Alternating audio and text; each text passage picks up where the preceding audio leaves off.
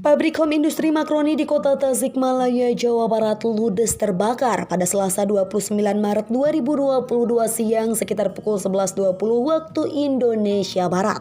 Akibat peristiwa itu, rumah beserta pabrik yang berada di dalamnya ludes terbakar. Peristiwa itu terjadi di lingkungan Sukalaya Barat, Kelurahan Argasari, Kecamatan Cihideng, Kota Tasikmalaya. Sedangkan pemilik rumah bernama Haji Nunung.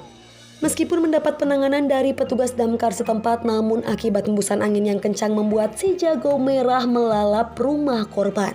Barang-barang berharga milik korban pun tak ada yang terselamatkan.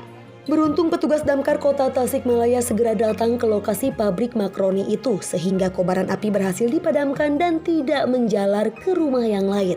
Selain itu, petugas damkar juga menerjunkan 2 mobil pemadam. Pihaknya menduga kebakaran ini disebabkan akibat dari kelalaian ketika proses penggorengan makaroni.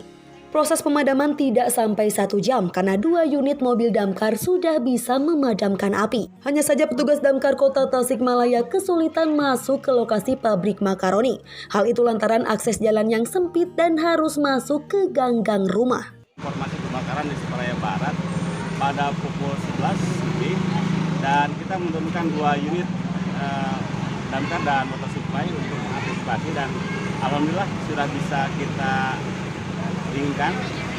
Kan dalam proses pendinginan api sudah bisa ditangani sampai tidak merembet ke rumah yang lain.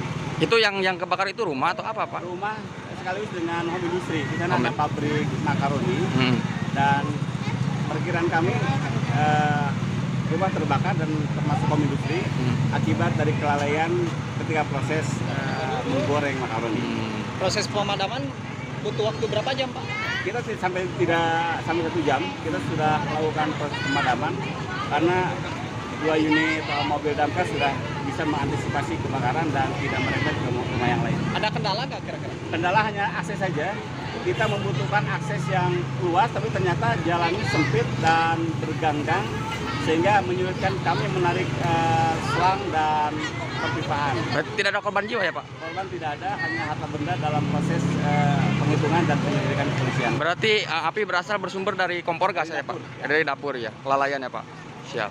Petugas harus menjulurkan selang ratusan meter untuk bisa memadamkan kebakaran tersebut.